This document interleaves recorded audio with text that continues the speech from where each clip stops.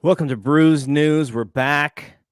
We took last week off. This show, I've mostly wanted it to be about, important topics to discuss, and we focused on WrestleMania. So we had a few more shows in the build up to WrestleMania, but this is sort of what we're going to do on this show from here on out. Talk about important stuff that happened.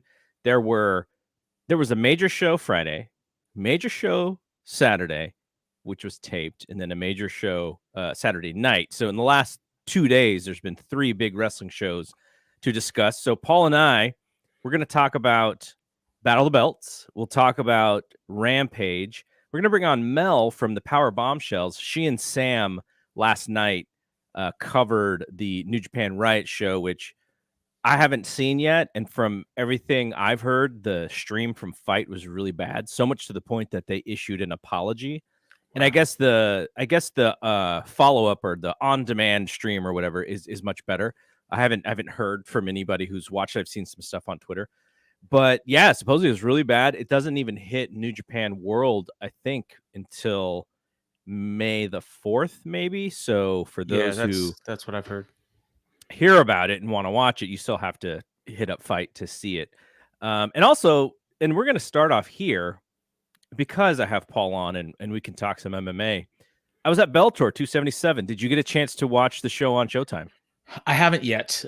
We get on YouTube up here, so I'm planning on watching it tonight. Yesterday was obviously so busy, and Friday too, actually.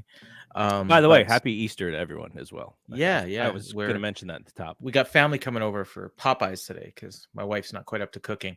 So Popeyes. Wait, so fried chicken? Yeah. Oh, there you go. Yeah, it's better. I like it better than turkey anyways. Yeah, but yeah, I mean, it's been a huge weekend with, baseball's in full swing. We got the NBA playoffs. Yeah. See my hat here, the Warriors, Yeah. Did they win? They won fairly easily. Yeah, Raptors lost. I know the Raptors took one on the chin. Yeah, Scotty Barnes got hurt, which hurts, but they'll come back. I'm gonna be a rich man if they win. But yeah, it's been busy. It's been a busy week. I'm gonna think about you every game. So hopefully every Monday's a holiday for me here. So that's if I don't watch it tonight, I'll definitely watch Bellator tomorrow. But I heard it was kind of a mixed bag. But it was a solid show. The reason when I guess I should have asked. I know what happened. So I should have asked Ryan as well, but I'm interested in your thoughts in the main event because a lot of people who watched the main event on TV thought it was a much closer fight than Dave and I saw it live, though some people live also thought AJ McKee won that fight. But it was I guess it comes down to sometimes this happens when you watch stuff on TV versus watching it live, which is the strikes and how hard they are. AJ McKee, it felt like he was just kind of peppering shots here and there, not really sitting on anything. But then when we saw Pitbull in the press conference after the show was over, his face was pretty welted up and AJ's wasn't. So that's also something that you don't really get to see when you're watching it on TV. But yeah, I'm very intrigued as far as what you guys thought of the main event. From what I've seen and read, it sounds like McKee, by most people's accounts, won the last 2 rounds. Although I saw Dave scored at 49-46, so I'm assuming he must have given Pitbull the 4th. Yes, he thought it was close. I thought the fifth was pretty definitive.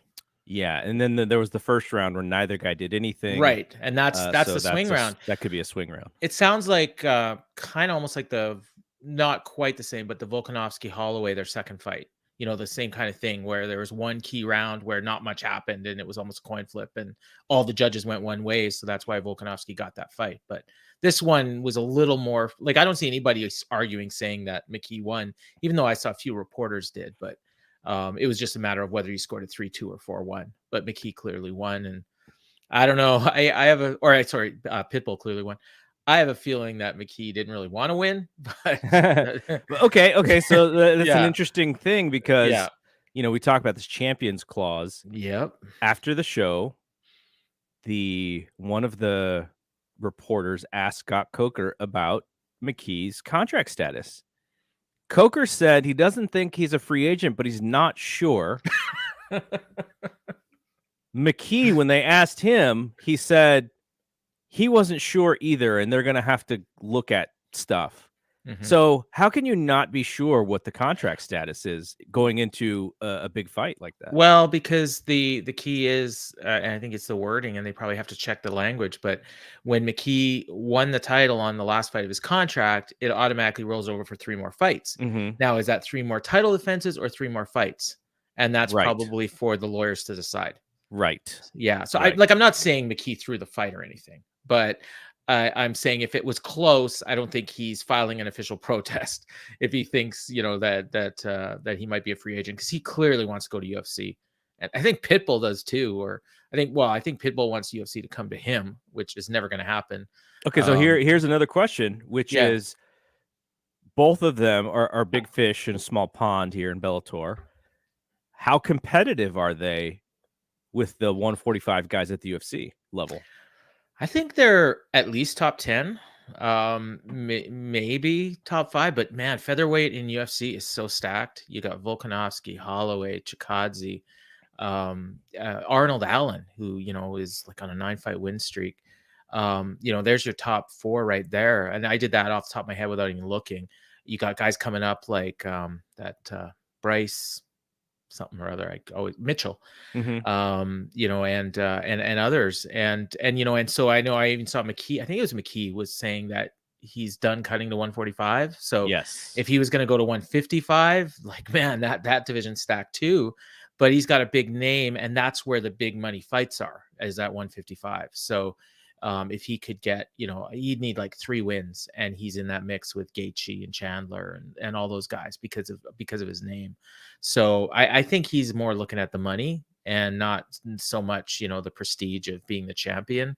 Although I'm sure he'd want to, his goal is going to be to win the champion. He's still really young. Like, he's so much younger than all those guys.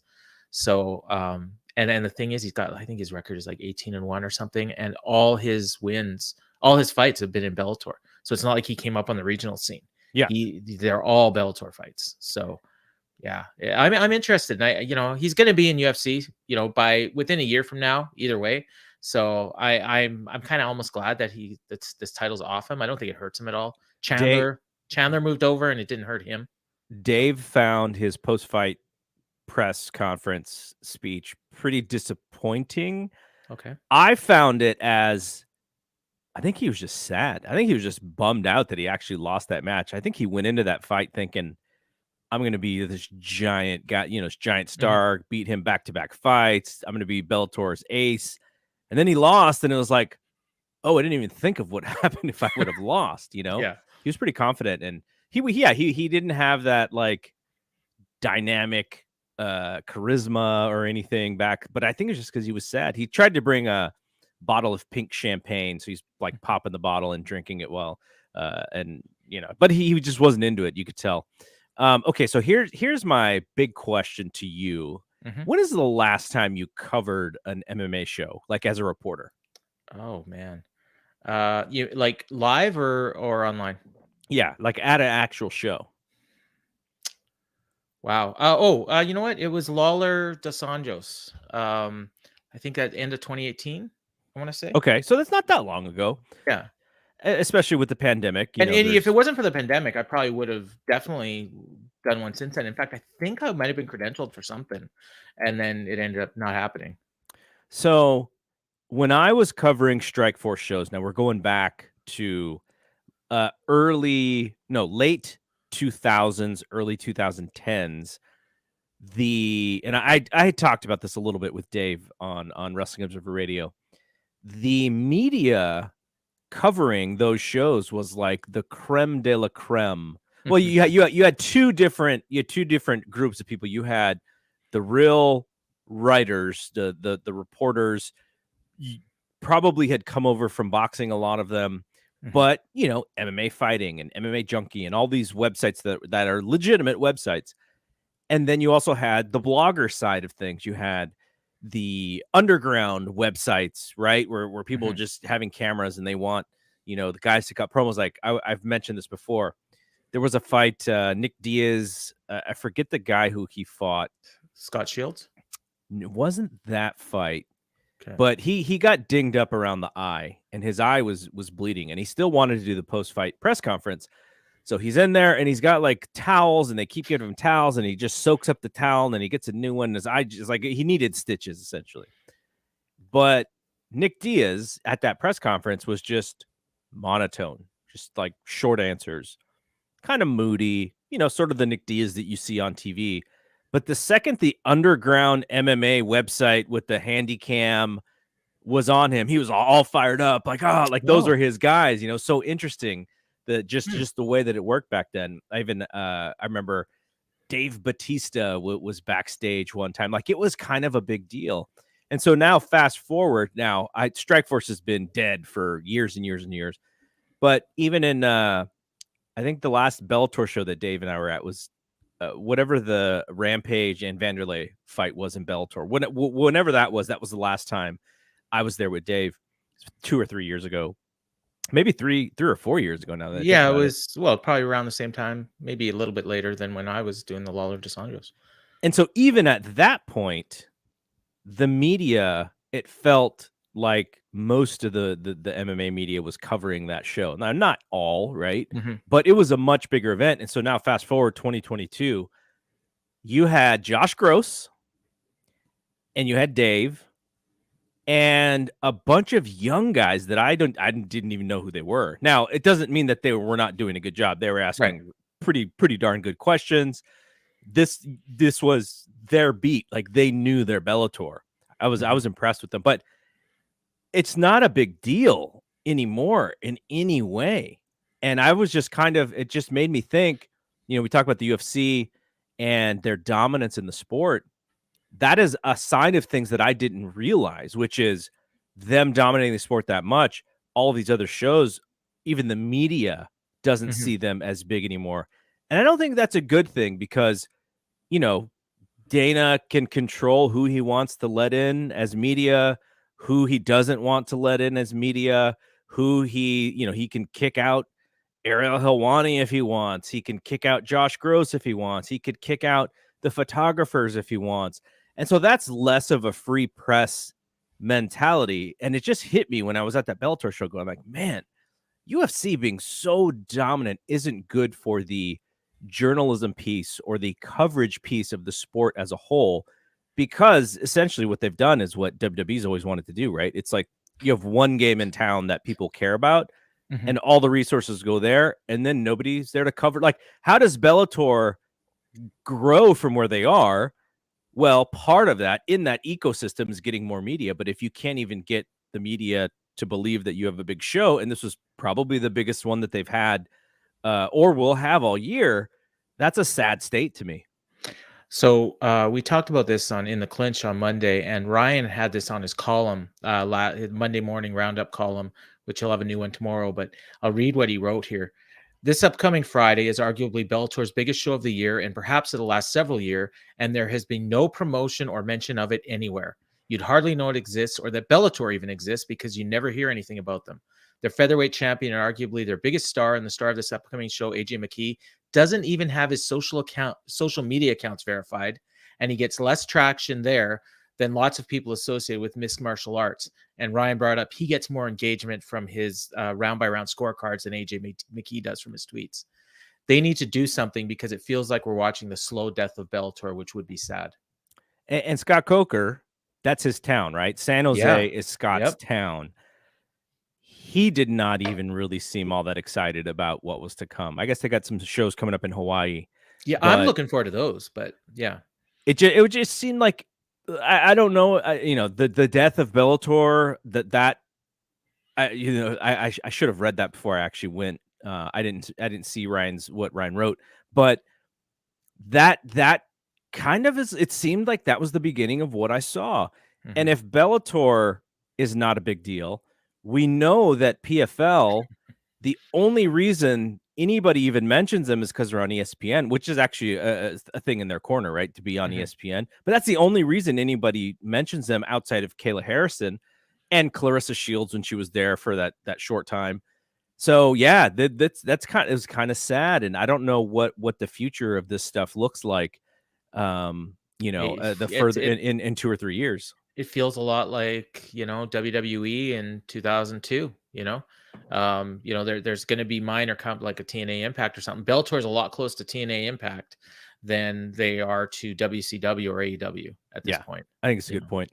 All right, let's talk some wrestling. We got to see AEW nice Rampage. Yeah, we got to see AEW Rampage on Friday. I got to watch it live because it was right before I was leaving for Bellator, so I watched it at 4 p.m. Pacific. I don't imagine a lot of people out my way were watching that show live, but especially with I think there was some play-in games later. So the playing games would have been later. But it was a very easy to watch show. Rampage is generally an easy to watch wrestling show. Having Moxley and Danielson as the BCC opening the show was good.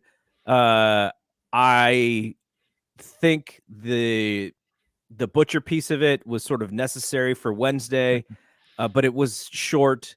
The women's match was whatever. It was, I mean, it's just in that spot where you're just looking forward to that main event, right? And I think we can all agree that Ruby Soho, the steam is off of her a little bit. They need to build her back up because she came in as something special. I've seen arguments that she did better in WWE than AEW. I wouldn't necessarily agree with that, but you're definitely right that the bloom is a little off the rose. You and I had that's until they get canceled. I had something in my mind about how I thought that opener was going to go, and I didn't even know about the Butcher match. So what I would have done if it was me, but putting the match together, if I'm an agent, I would have had Danielson, because Danielson said we're going to rip their heads off or something like that on Dynamite, and we didn't really see that.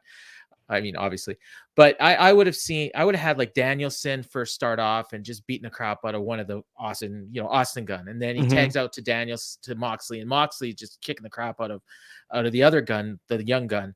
And then they tag in Wheeler, and he's like, I want Billy, come on. And then he's getting beat on, and he's fighting back, and he's fighting back, and he's fighting back. And then he goes to make the tag, and then the other Gunn's like, so he's basically fighting Billy Gunn the whole match.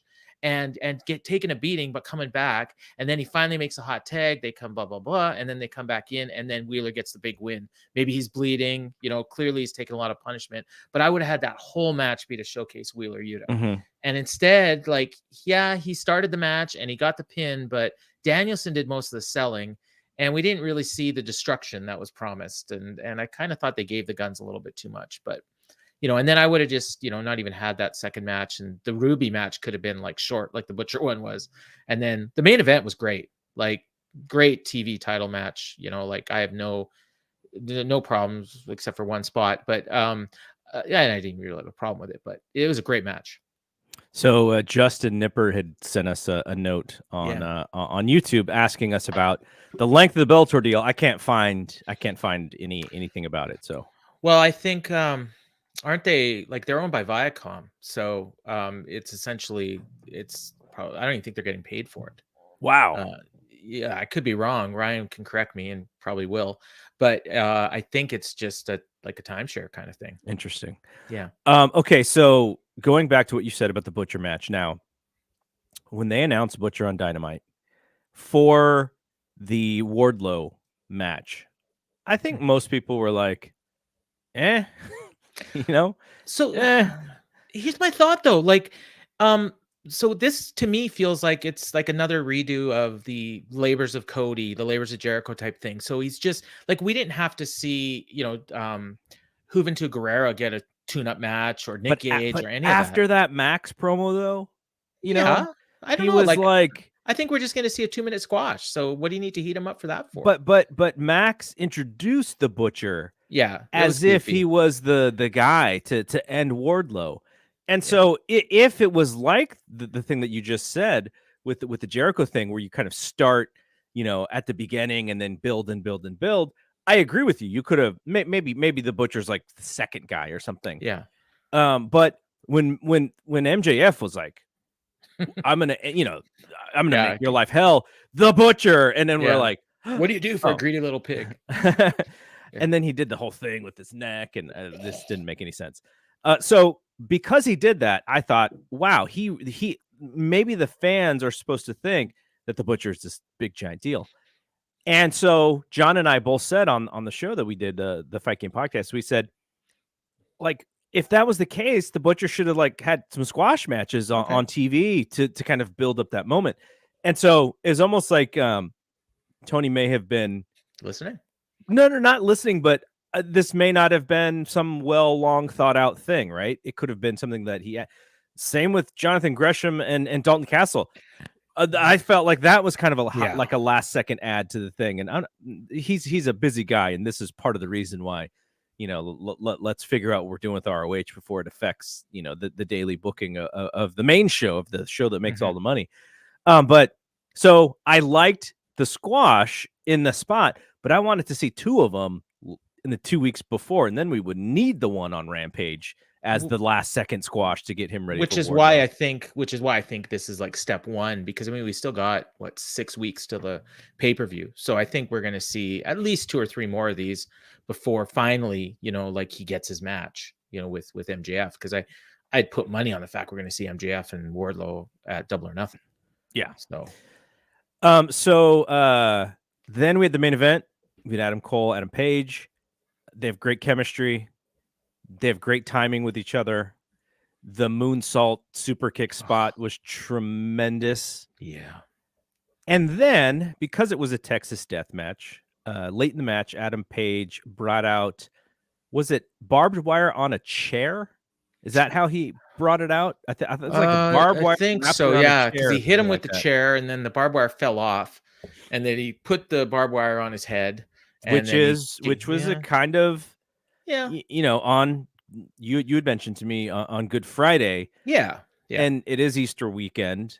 And so there was that. Now, is that, I would imagine if he did it, that's something that they ran by the producer for the match. They have been a little avant-garde, I guess, with certain things, with swearing and blood. And this was probably something that wasn't necessary, because I don't think you gain anything out of it. You only maybe frustrate some of your fans. Barbed wire on TV, I don't think it translates well for wrestling fans, because the only thing we wonder is, okay, how is it gimmicked, right? Like, that's the only thing I was wondering. Barely even stayed on his head. So, I mean, you didn't get the visual of the blood, thank goodness. I think if we would have had blood there too, it would have probably got a lot more attraction. I mean, look at my Twitter profile, and I just put out a music thing in our Facebook group, with Christian music. I'm a Christian, all things. I wasn't offended. I mean, it's wrestling, Austin 3:16 is like the biggest thing in history, and that's directly off of biblical verse. So I wasn't offended. I just thought it was an interesting choice. And I definitely think it was a choice. I don't think it was an accident. I think they knew what they were doing, and they knew that they were going to get reaction, and it's on both sides. And honestly, I've seen probably more people thinking, that recognized what it was and loved it, as opposed to people that saw what it was and were offended by it. And then there's the third group that says, it was just coincidence. There is also a group that is tweeting at Warner Media. Okay. Making sure that they know what happened. Yeah, that would be their second group. I mean, if they all of a sudden put up an ad for Passion of the Christ or 10 Commandments over the Adam Cole with the crown, then kind of like that Nick Gage pizza cutter spot. I was far more offended by the Nick Gage match than I was by anything in here. Honestly, and a lot of that probably has to do with the fact that I'm a huge Adam Cole fan, and I make no bones about it, and I really like Hangman a lot as well. So, I was just enjoying this match and the show. I mean, I thought it was a really good show. They've done, they've had a concerted effort the last 2 weeks to put stars on this show and to make the shows feel important. And we'll see if it translates into ratings. Like you mentioned, personally for me, like at 6 o'clock here, that's a much better time for me to watch live than 9. Just because of the fact that I put my daughter to bed at 9. So I'm usually either keeping her up late or putting her to bed early if I want to watch live. So here it was fine. We were in the middle of dinner. I just brought my dinner downstairs, ate it while I was watching. So it was cool. Okay. So I had this discussion, I think it's actually in our group. My issue with Adam Page as champion has mostly been in his promos, and B, his positioning, because CM Punk, Bryan Danielson, Jon Moxley, MJF, those are the stars. Mm-hmm. Page is like right underneath them in the promotion, but he is also the world champion. I thought he has done a tremendous job in the ring as a babyface champion. The last two matches with Adam Cole have been absolutely tremendous and just great work.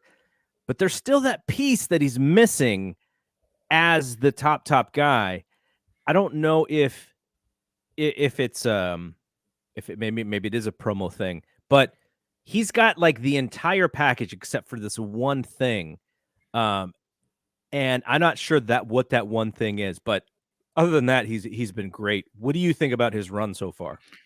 So I think that the lead up to this match has been the best they've done with him so far. And in fact, on Wednesday, the promo that he cut was the most he's looked like the champion and the top guy since they started. Now the problem is the positioning of it, and also the fact that like was it the week before? No, it was the week before when he asked for the Texas Death Match, right? Mm-hmm. Yeah. So then last week they did nothing. So they didn't follow up with it at all. I thought they should have put together a video package. They should have had that was my Hangman. only negative on Dynamite. I saw that. There was no build. And then, I mean, they, and then now here we are. Like, it was the match. I was going to say like Friday, they could have done something, but no, Friday was the match. So it like when he came out and he basically demanded to defend the title against Cole, and, like basically said, I'm going to beat your ass in a Texas Death Match. And then he goes ahead and does it. Like, that's a champion. That's a babyface fighting champion. And he did it. And he doesn't care what the odds are. He went out there 1-on-3, and, because the other guys were out there too. And he did it, I think he walked past him, but whatever. For me, like, this is heating him up, and they're clearly heating up CM Punk to face him. Now it'll be interesting to see which side the fans choose. I think that Punk is a little bit easier at this point to kind of lean into the heel, or do they just have it be babyface and see what happens in Vegas? I think in Vegas, I don't know where the fans will go. I think it'll just be like a loud 50-50, let's go Punk, let's go Hangman, nobody getting booed. If anybody's going to get booed, it'll be Punk, but it depends on whether he leans into that in his promos. But I think they're finally starting to get it right, but it also feels like it might be ending. So if that's the case, then I think ultimately we might look at this as, well, it was kind of a wash. Like, it wasn't bad. A lot of early runs are kind of like that, though, right? Yeah. A lot of first-time champions. Like Sting, when he first got it. I think I would compare it to Sting's first run, in a way. Like, where he wasn't the top guy, but he was getting there. And the fan base just did not see him as Ric Flair, unfortunately, which he wasn't. Yeah. And they overestimated, kind of what his impact was. Okay, so let's talk about Battle of the Belts here. Mm-hmm. And we're going to bring in Mel. She's going to come and chat in New Japan with us, but we'll bring her in now. If she brings up Wheeler Yuta, cut her off.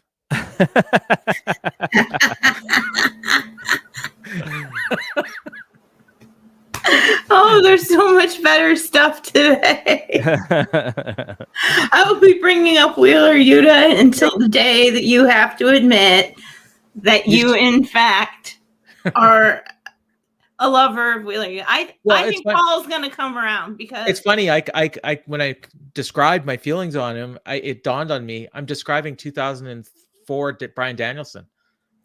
So, maybe in 15 years he's going to be my favorite wrestler. I'll probably be dead, but Mel, you and Sam talked a little Battle of the Belts last night on Powerbombshells, so I figured I'd bring you in a little early, because that show, it should have been, just by the fact that there was 3 title matches, should have been better than most Rampages, but I thought the Rampage show was better. The main event was better than I thought anything on that show. So let's just kind of go from beginning to end. So we had Sammy Guevara against Scorpio Sky, and I was not sure what they were going to do with the booking here, but they put that belt on Sammy. Has Scorpio Sky, did he have a previous title defense of this belt? One defense. Who he did had he face? one. Wardlow. That's Oh, right. He lost. He Sam, lost like 7-on-1. That's right. Or yeah. Sam and I talked about this last night because I was irked and she told me who it was. And of course, it was like late. So I don't remember. I'm terrible at this. She's so good with the facts that, but the point is he had one defense. Yeah. And they can do better. Now this is a belt that they are not afraid to bounce, right? They've bounced this belt around several times. They created a second belt for some reason whatsoever. I imagine Dan Lambert's still going to be wearing that second belt, even though Scorpio Sky is not the champion anymore. This could set up something between Sammy and Ethan Page as well. So we'll see where it goes, but it seems like they are really leaning into this Sammy Guevara, Ty Conti couple. And these folks got to turn heel, right? Like there's no, like the crowd, I think from all the live perspectives we heard, 80 to 20 boos for Sammy Guevara. So they fixed the sound on Battle of the Belts, because I did not hear that from the crowd. Did you hear the heavy boos for Sammy? Because I didn't really hear them. I heard them. Okay. I was too. actually asking it. There was an early on bunch of them, it felt like, and then maybe some people were like, no.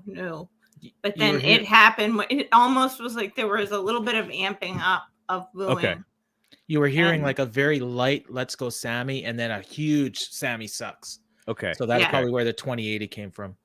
It was, I mean, it was there. It was definitely there because I just rewatched it because I didn't get to catch all of it because of the New Japan thing, and I wanted to watch the full thing.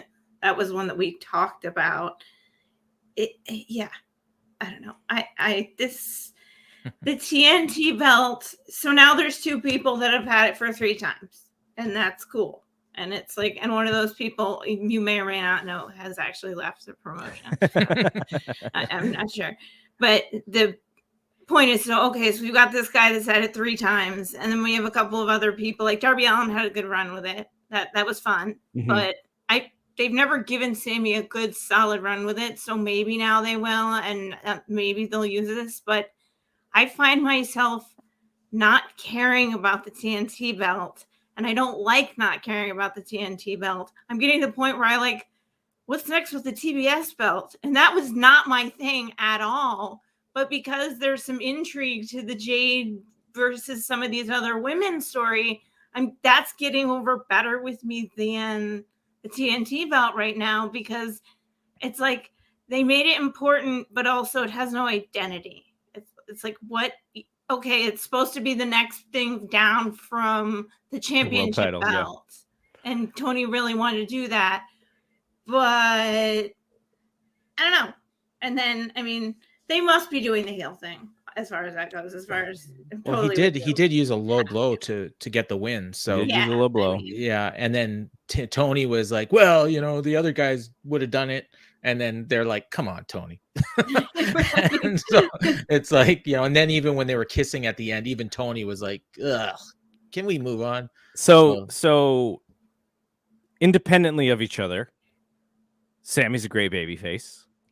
Ty, when she came in, lots of cheers, right? So independently of the couple, they are very good baby faces. But the second that they came together, and it was almost like the prom king and queen thing, that you just hated both of them because they were together and putting it in everybody's faces. That seems to be the gimmick. And I mean, if they can utilize it, I think since Sammy left the inner circle and kind of became his own man without Cody, it was like, okay, can this guy carry this program? And the Dan Lambert program stuff was fine. It was okay, but it wasn't, I wouldn't say it was great. They were still putting Sammy in the stupid card reading thing, the Love Actually spot. And so we'll see what happens. I hope that it sort of gives him a little bit more of an identity, rather than just being the working babyface champion, because they have so many working baby faces in that group. So hopefully this gives him an identity as a heel. and together they act can be, and they lean into the booze, right? Because you know, Cody and Brandy did not really lean into the booze, and it just made them get booed even louder. So maybe that's a trick. Don't lean into the booze. Let them upset you, and then they'll boo louder, and then you really get what you want. Maybe lay off. Oh, I'm sorry, Paul. No, you go ahead. I got a thought, but go ahead. Lay off the relationship. Relationship angles are tropishly bad, in my opinion. And so even with what they're doing, it feels a little old school. It feels a little like it's great that Ty and Sammy are a couple and that they're leaning into that and they're using each other to do that and everything. And I do agree with you, Garrett, and I definitely want that to work. But it's really hard to get into because it just feels old. It feels like very antiquated for me. It doesn't work for me. It's not something that I'm getting excited about, heel or babyface. They did it really limited with Adam Cole and Britt, and they kind of did it perfectly because it's like she's a badass, he's a badass, they're together, cool, awesome. Here's a couple of really fun lines that got everybody moving on, and I think that's a better way to. Go ahead, Paul. I'm glad she brought that up because it kind of plays into what I was thinking. So I think Tony Khan is a really smart guy, and I don't think he's putting these two together, not understanding what the crowd reaction is going to be. Yeah. Because tell me the last time you had a good-looking, cocky male wrestler paired together with a gorgeous female wrestler that was cheered. Like the fans. Most of the fans watching are not good-looking, cocky, athletic people. I'm not kidding. Like, I'd love to hear Dan Lambert kind of promo on this. Shots. No, it's true, and I'll put myself in that category. So, hates all wrestling fans and thinks they're ugly. When they see a guy with a hot girl, they're jealous and they're gonna boo. And so the reason that. When you talked about Adam Cole and Britt Baker, number one, they're not putting them together right now. But the reason Tony Schiavone got so over and the reason Britt was getting over as the babyface is because Tony is like the nerd that everyone else sees themselves at. And now he's friends with this hot girl. He's George Steele and she's Elizabeth. Exactly. Yeah. Okay. So now. Yeah. They know exactly what they're doing. Here's what I hope. Agree with that. Sammy's going to go on a podcast at some point and he's going to explain this. Here's what I hope he's going to say. I wanted to turn heel. I wanted to involve Ty into this, and we studied tapes of Edge and Lita when they turned heel. Now, I hope we don't get live sex on Dynamite. But that is a twosome that really worked. Right? Like they worked for the short time that they were together. There was some real life stuff involved there too, which added to the heel aspect of it. That added to the heat that they got. There's a real life aspect to this one too. So if they do lean into that, then I hope that they can, because that was a big act for a little while for what is it, late mid 2000s WWE or whenever that time was. Help get Edge to the next level. Yeah. Yeah. If you ever want to turn Jungle Boy heel, pair him up with Anna Jay. Like that's what's gonna do it. They're not gonna cheer that. I'll tell you that right now. Yes. No, because they're gonna be all jealous. Exactly. No one in my mini wrestling group's gonna cheer that either. That's how I'm getting over. Okay, so the second match, I had actually had not a giant problem with the second match, but Jonathan Gresham and Dalton Castle. No build whatsoever. We haven't seen either wrestler on AEW television. I don't know if they've been on the YouTube shows at all. Nope. But that coupling with on this show to me seems so last minute because there was no planning for it. And I like Gresham. I think Dalton Castle's an entertaining guy.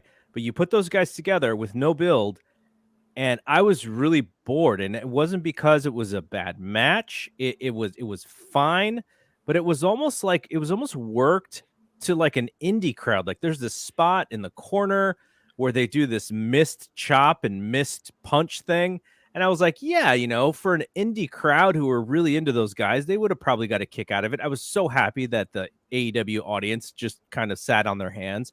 But the whole thing was flat, and it was a setup for the heels to come out, Jay Lethal, his heater, Satnam Singh, and that was a big part of Joe to come in and save. So that was a big part of it. But just that match on a Battle of the Belts, if they would have put that on Rampage, where there's no expectation for this great night of wrestling and for important matches, I would have been fine with that. But I thought it was a miscasting or a misbooking here on this show, just so flat. We have to assume that some of that AEW audience didn't know either of those guys. And I don't know. I just was not impressed by the presentation of that whatsoever. Paul, did you have any thoughts on that? I'm a big fan of both guys, so I'm happy to see both of them in AEW. I've followed Dalton Castle, the whole time he's been there, and I even got a chance to meet him a few years ago, and super nice guy. I kind of agree with you. I think it would have been better to have Gresham defend if they wanted to do an ROH title defense. Maybe have him against like an AEW roster member, like a Frankie Kazarian, who they've been heating up on the YouTube shows. Somebody that clearly Gresham was going to beat, but that the AEW audience knows that he could have a good match with. Somebody like that. And then maybe just have Dalton Castle do a few YouTube matches and then bring him on to Dynamite to showcase him, if they're bringing him in. But I think this was done to showcase ROH, like somebody just commented. And, and Tony has a vested interest in that. He's trying to build this new brand. So one thing I kind of like, and it was thinking to me as I was watching this, I would not be at all opposed to the idea of on Battle of the Belts having at least one of the matches be a non-AEW match every time. Bring in a GCW title match at Defy, a New Japan, like have it be that this is where all the wrestling companies come together. Impact title match, if Tony's got all these working agreements, and then it helps him. He doesn't have to waste his programs on this show that probably no one's watching, because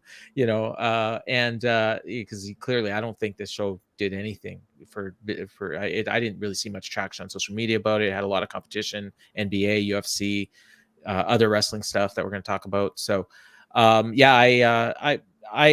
I mirror you, Garrett. I think the crowd was nice to it. I think maybe it helped that it was in the same building that both of those guys just wrestled in 2 weeks ago. There's probably a lot of fans that went to both shows, so that would have helped a little bit, and maybe part of the reason why they did it. What do you think, Mel? I think that the one big thing for me, like Sam was very excited that Dalton Castle was coming, and he got the full, the opening. With the boys. He got the whole thing. And they did. I mean, and that was great. And for someone like her who's seen him wrestle for a long time, that kind of payoff is really cool. And that is one of the nice things about AEW is that there are a bunch of us that get that here and there, but that can't be everything. And so there's that side of it. And then the Gresham side of it, which I watched Gresham wrestle Rocky Romero on Thursday on Impact, and I was super excited about that. But that's because I'm super excited about watching two strong style wrestlers go after each other. And I know who they are, and I know what I'm looking at, and I knew that was out there. So in terms of, like you said, people knowing who that was, I felt there was a lot of that with this. I was like, oh, Battle of the Belts this Saturday. And this match kind of mirrored that feeling for me. And then it kind of, again, it was, I guess I don't care that you're going to do the ROH and the crossover, because we've been doing that with like Impact titles and everything else. But I just think in this particular case, because of all the things you guys just said in terms of no build, unless you were someone who knew who Dalton Castle was and knew who Jonathan Gresham was, you might really start to enjoy the thing as you're going along, but you weren't. I mean, if you didn't know what this was, you probably were on your way to the snack bar real quick. Because I'll sort of explain it in a way, and I'm not going to mention where I got this reference from so that I don't get in trouble. But the idea of like a meal, like whatever your favorite meal is. Let's say your favorite meal is a steak. You get this great steak. You got the sides. You got the potatoes. You got the vegetables. And then when you finally get it delivered to you at the dinner table, it's delivered to you on a garbage can. Like, presentation is key for me, right? Like, in wrestling, presentation is almost like the whole thing. Like, we watch so much good wrestling, but if you're going to present these guys, tell me about this championship that Jonathan Gresham has. Build this championship up. Give me some backstory on Dalton Castle to make him feel bigger than just a guy who was on ROH who's got a cool gimmick. And so that's the thing that I thought was missing, because they had an opportunity. Now, maybe it's not on a 1 hour show because they had the three matches, but I just thought there was an opportunity there to present them in a great way. One of the guys on commentary, I think it may have even been Excalibur, even almost pointed it out, or it was Tony Schiavone, where he said that the line was, I don't know much about ROH, but I'm learning about it now, or something. It was very much like, I'm not saying it was like calling out the boss or anything, but it was very much, it was like, oh, don't say that. Well, they don't punctuate it like that. They had another line, like something like, this is the biggest stage that either one of them have ever been on, and will they be able to live up to it, or something like that. So it's funny that you brought up that analogy, Garrett, because mine was almost the exact opposite. It was like, you're at this fancy restaurant and they bring you McDonald's. and you're like, well, I could have got this at McDonald's, but why did I pay like $50 for a quarter pounder and fries? But it was supposed to be. My problem is, I wanted everybody to be like, this is the best restaurant in the world. Yes. And everyone was like, I've never heard of this place before. and he didn't really get to showcase that. Like even in Impact, like he said some great matches in Impact, and this was. And I think a lot of it was the opponent. I'm not sure Castle is 100%. He's had some injuries, but he supposedly Gresham got hurt in this match somewhere. Yeah, I heard that. I heard he's in. I mean, this is like obviously, but I heard concussion stuff somewhere. I think that's what they were checking him for. That's not true, according to Fightful. So Dalton Castle, I have had this theory about his name. I'm not sure I've even read it correctly, but the name Dalton Castle, I think he took it from Patrick Swayze's character in Roadhouse and combined it with Patrick Swayze's character in Dirty Dancing. So Dalton from Roadhouse, Johnny Castle from Dirty Dancing, Dalton Castle. And yet he's Freddie Mercury. I love that you know that. It's so awesome. It's one of my favorite things about you. I love his theme song. It's the Radio Gaga knockoff. Yeah, it's awesome. Yeah, I hope Tony, if Tony signs him, he pays for an actual Queen song. That would be tremendous. Yeah. No, he should get She's Like the Wind. Yeah, there you go. that would be tremendous. I would oh my god. That. So Adam in our who's watching says he had to cancel his progress book, and I saw that tweet. Yeah. And everything. So, okay, so. Let's head to the main event, and then we're going to talk some New Japan, Windy City Riot. Main event, Thunder Rosa, Nyla Rose. I don't know how long this match was, but I thought for the most part, they delivered exactly what they wanted to deliver. Thunder Rosa needs to get this big win over the giant, over the bruiser of the division. She, part of what Britt was so good at was elevating that championship because she's such a great character.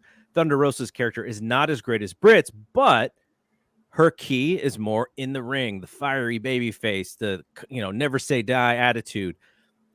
Paul, do you think that they delivered everything in that title match to maybe get Thunder Rosa something before whoever her next person is?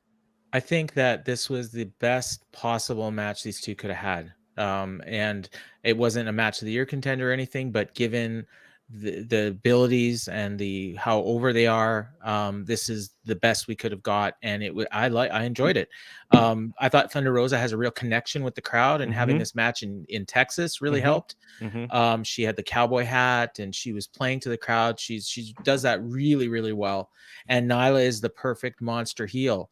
And no Vicky to distract us from things. We didn't have the interference on that one. They knocked her out. My daughter watched this match and Thank she could goodness. not take her eyes off the screen. She absolutely loved it. And she actually, believe it or not, is a Nyla Rose fan, but she was getting into the Thunder Rosa stuff. So I think Thunder Rosa won herself a new fan in Emily watching this. And my wife actually, you know, having seen the pictures, she thought Lita was Thunder Rosa.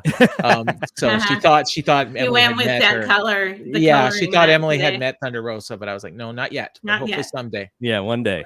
Yeah. One day. And I literally went to I went to my co-host Sam's Twitter because she, as an experiment, started timing women's matches. This is a what I couple was going to years bring ago. up. Yeah. This is what I was gonna bring up. And I was gonna see if I could find it on here, but I can't seem to find it. I want to say it was like 13 minutes. But it was, I mean, it was a good chunk. It was, they gave him a match. Like, it wasn't a big, like, oh, here you go. And Yeah, it wasn't an angle. It was the guys on commentary would stop talking about her hair. It's like, guys, really, come on. Like, really, they have to. 14 minutes and 4 seconds. There you go. See? Yeah, And, Tony was trying to say that Nyla was having issues with the long hair or something. I think Tony was having more trouble with the long hairs than Thunder Rosa was, because I think they were actually just grappling in the corner. It's all right. But I actually like that. I like the match. That was the one. I couldn't get logged onto my TNT app at the same time as Windy City Riot. So, see? There's Sam. Yeah, Sam is watching. So we got watching. to watch what we comment say there. about her because she's watching. Nothing I wouldn't say to her face. Samantha, cage match database. Also. Oh, jeez Louise.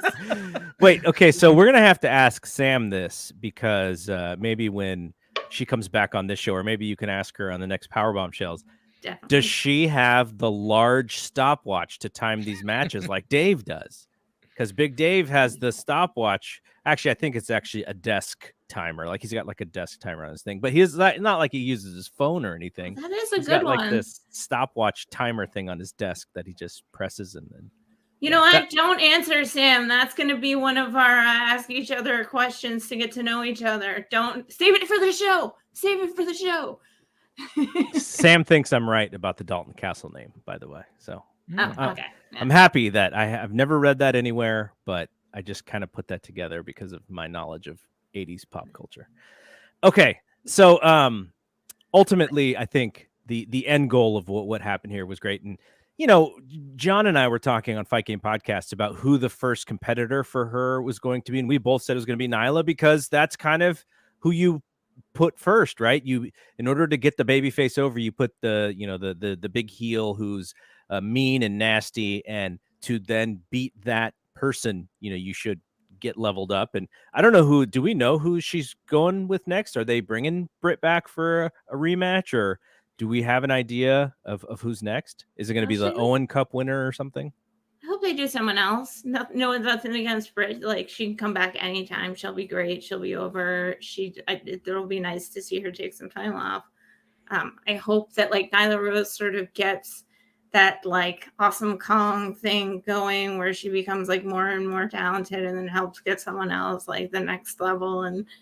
But it's so hard. I just hope I just want it to be someone wild. I don't know. Serena Deeb, like Abaddon. I don't know. I'm really throwing names out there. Serena Deeb is a great one. I would be 100% Serena Deeb down is with that. Really talented, and there's a lot of like, you know, I like she's kind of technical, and I'm a little bit of a fan of technical, so I'm good with that. But all right, let's close this thing down with some NJ Riot talk, Windy City Riot show. I more so than any of the match results, all I saw on Twitter was how bad this feed was. So was it as bad? Like, were you having trouble keeping up with the show? Were you guys getting logged out? What was happening? You want to go first, Paul? Or well, I don't think Paul watched it. Did you not watch it? Okay, so yeah. it was. I will see it on NGPW World. The replay is already better. I was kind of bouncing around. I started watching it a little before this, but yeah. Okay, so it started for me, and I was like, okay, it's working. But then I realized I'm hearing nothing. So there's no commentary. There's no music in the background. There's no nothing. There's just wrestling. And the first was the Nightmare Factory, and I'm sorry, the Factory. They're going with the Factory now. No more Nightmare. And LA Dojo. It was the opener. And that's cool because I love the Strong Guys. And so I'm really excited to see them get started. And when it wasn't kicking in and out, that was when I was like, why is it so quiet in here? That was how remember that LA Coliseum, that little small stadium outside the LA Coliseum. This would have been, gosh, would it have been last year they ran a New Japan Strong pay-per-view. And it was the same thing. Like, couldn't hear any audio. There was like no announcers for the beginning. You didn't hear any music, and it just kept popping in and out. Like, I don't know what it is, because New Japan World, I imagine it's not the same crew, because we never have any issues with New Japan World as far as watching shows from Japan. So it's, this fight TV. I wonder if it's a fight TV thing because they're selling the show. Maybe the production is not New Japan. I don't know, but there's something going on, because I've had trouble with this show in the past, and it's kind of frustrating because you're paying for it and you're watching it live and you want to cover it, and the story becomes not the great wrestling, but this problem with watching it. So the F4W coverage says the audio sounded like it came from an ECW bootleg VHS. I was actually I was chit-chatting with Justin a little, and he was making fun of, he showed me the old school thing where it was like the little one that, we all used to use back in the late 90s or whatever. So Adam says internet pay-per-view is a risky deal. Should it? It's been around for 18 years, 20 years or so. Like, should it be a risky deal anymore? It feels like it should be. Everything is streaming these days, right? What's the difference between this show and putting the WWE show on the Peacock network? Like, it's all the same technology. So I don't know why they can't figure it out. I think when you have an established platform like Fight, you expect that it's all going to be the same. And what you don't realize is that they're all handled by the individual companies. Yeah. Well, here's the thing. They were selling the New Japan. So this was a pay-per-view here, but it was also a pay-per-view in Japan. And what Chris Sampson was saying was that you could buy it for an additional thing on New Japan World and, do the Japanese. It was Japanese streaming, so you would have heard the Japanese announcers and everything. But they would have had to bring a crew to do the Japanese stream. Sure. Would have gone to New Japan World. So why not bring a North American crew with you too, or use this? You know what I'm saying? Is that they had to have brought, because I didn't watch it on New Japan, so I can't confirm whether or not people actually saw it better. Yeah. But it sounded to me like if I had watched, and I don't care, I like the Japanese commentary once in a while. I love Kevin Kelly, my favorite person in the whole wide world when it comes to that. But I can rewatch it when they do it. But what ended up happening is because it kept kicking out of the signal. Yeah. I don't think he made it on until the second match. Okay. So so even that makes sense. Okay. So let's quickly go through some of these matches. First question. How was a Filthy Tom's jorts? Oh man. Actually, we were noticing they've become trunks. They're actually it's perfect. They just look like jorts, but they're actually trunks. So now they're wrestling trunks, but they look like jorts. So it makes it even better because it's like, who would go to that kind? That is high level detail. Like it's one simple thing, but yes, exactly. It was amazing. He was great. That was a great match. I actually had a lot. That one I got all the way through. Fortunately, somehow that one played the whole way through for me, so I got to see Yuji Nagata versus the King of Jorts. Okay, so I'm gonna kind of bounce around here through this card. So Filthy Tom wins. Was it knee to the back of the head? Yes. Okay, and then we had the US of J Open. Jay White defeated Shota Umino, and then let's see. How did that finish happen? Oh, Blade Runner beat him with a Blade Runner. How was this match? I didn't get this one was one of those. Okay, so first of all, if you're a New Japan fan or anything related to even this, I mean, okay, let me get it through. Speak, Mel.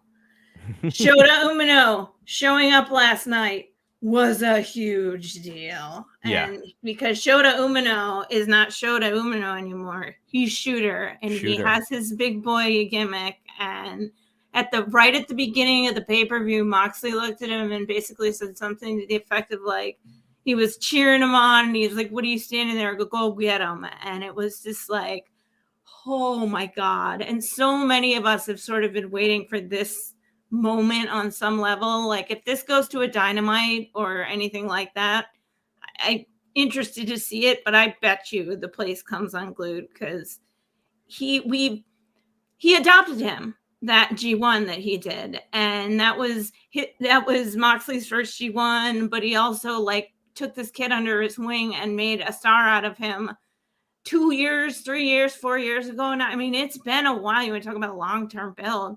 So we've all been waiting, and a lot of the Rev Pro people have gotten to see him. I have a friend over right in that region who's gotten to see him on a couple of his cards. I'm like, stop bragging, or I'm going to get really, really, really angry. What am I going to do to him? He's on the other side. So Adam and also Sam, who are checking in on the stream, both suggested Blackpool Combat Club, which was what I was going to say.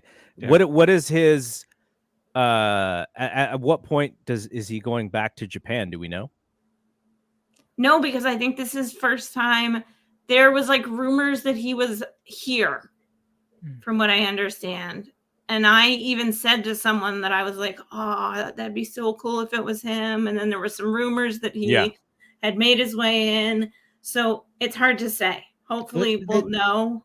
They don't even have to. He doesn't even necessarily have to, quote unquote, come to AEW. Mm-hmm. This can be a cross promotional thing. I mean, Moxley and Danielson and Yuta can go over to Japan and do BCC stuff there. Like, I mean, they're all about their factions. Well, so, he's in Rev Pro technically, and he has a gimmick going there, and he's apparently got a storyline there. Isn't Osprey their champ? So that all kind of ties in, right? Oh, that might be true. You're right. Yeah. I always forgot that he has that. Yes, I mean, the only belt they haven't ripped away from him. I love this Shooter Muno thing. Like, I mean, this is everything that I was hoping the Wheeler Yuta thing would be, and that's why I'm a little down on the Wheeler Yuta stuff. Is just because it feels rushed.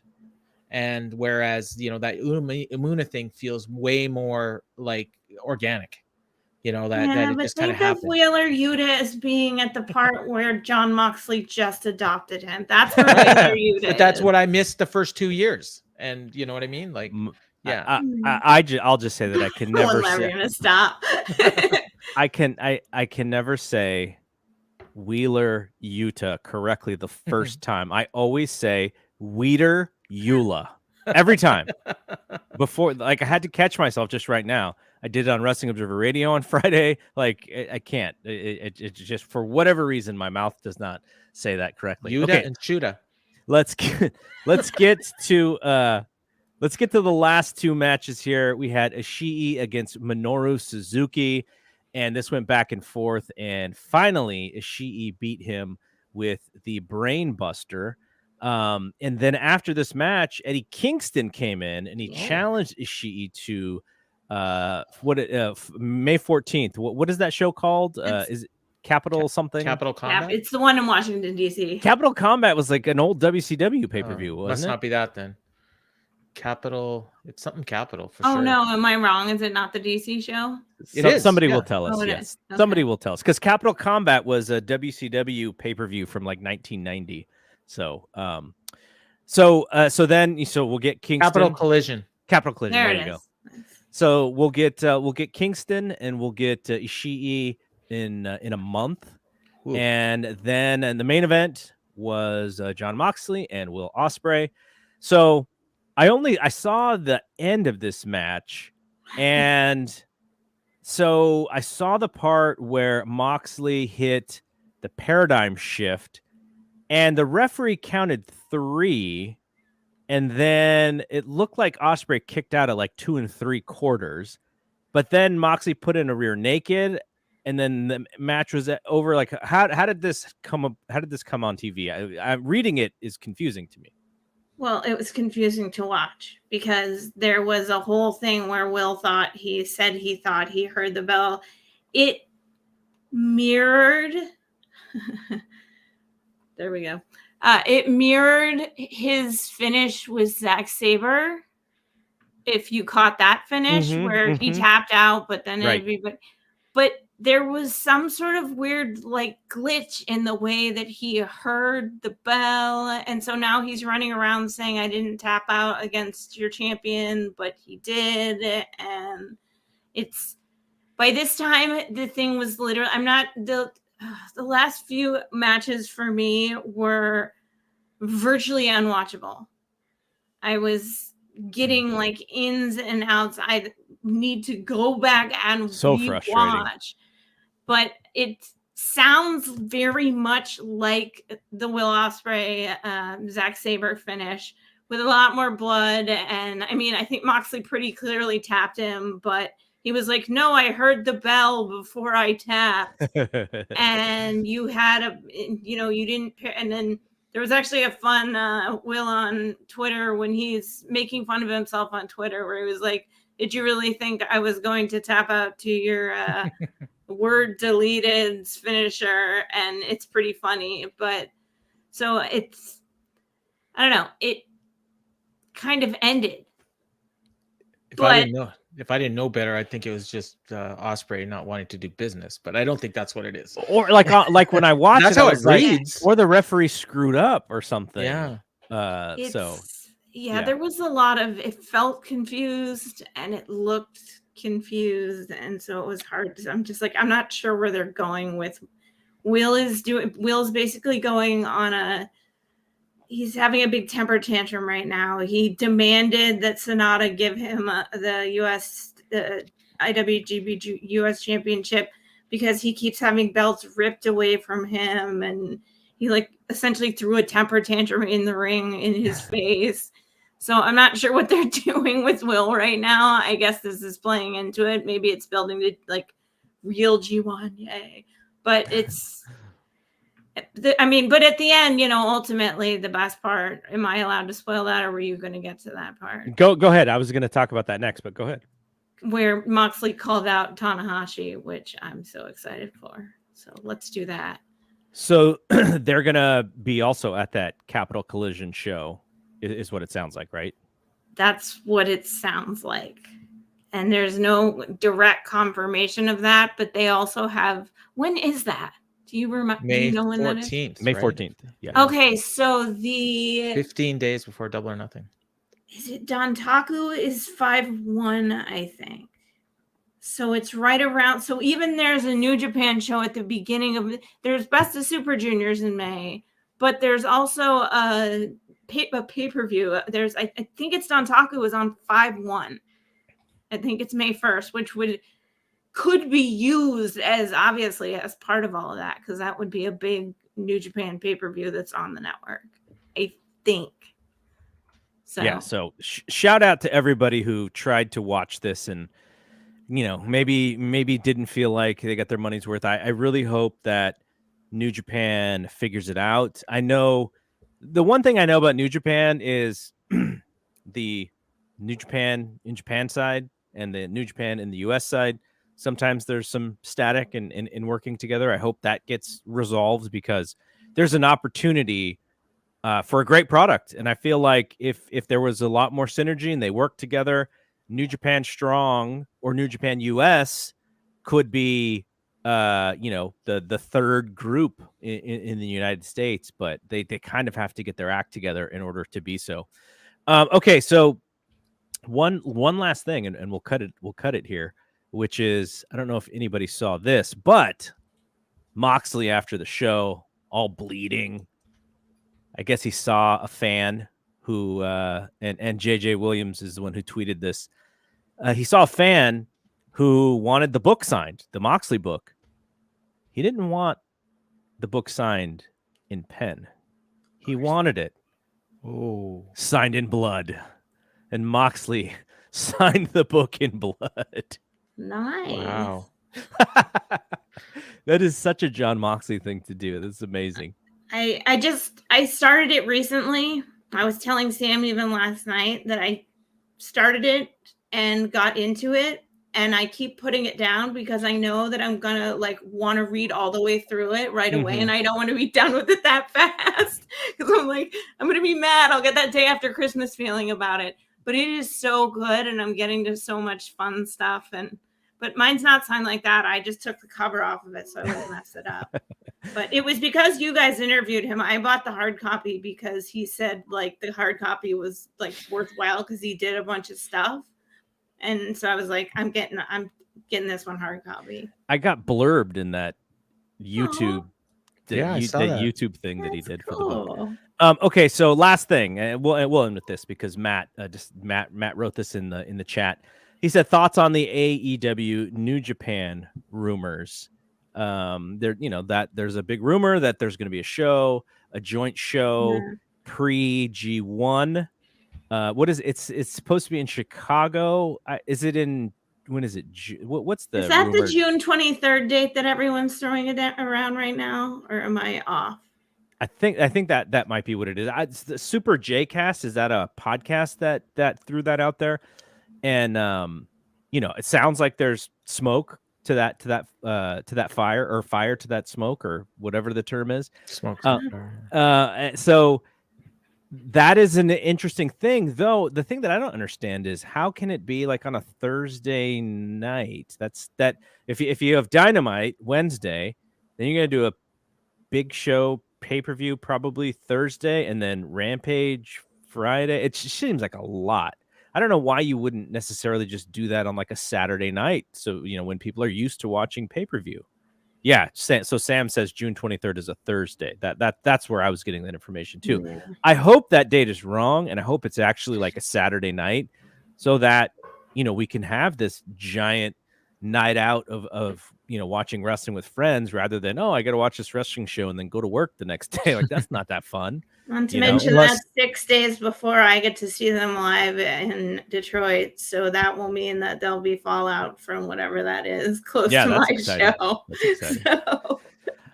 So yeah, for Matt, it does sound like there's something going there, but I'm sure, we'll you mentioned Chris Samsa earlier. Like, he's been having fun with it, just kind of doing like emojis and stuff in our Facebook group. So I think it's exciting. I think it's what we've always wanted since the beginning of AEW. So yeah, I'm excited to see what happens there. All right, we went a good amount here. I did not expect us to go a full 73 minutes here, but Paul, I mentioned that we would get you out of here. I think we may have gone. It's cool. It's cool. Okay. We got another hour till the people come over for Easter dinner.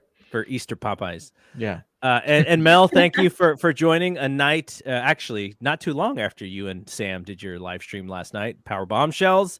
Check that out on our YouTube channel. And you and Sam are now every weekend. So you can, at least for now, there may be an opportunity for you guys to take the week off. But right now, every Sunday-ish, new show comes up.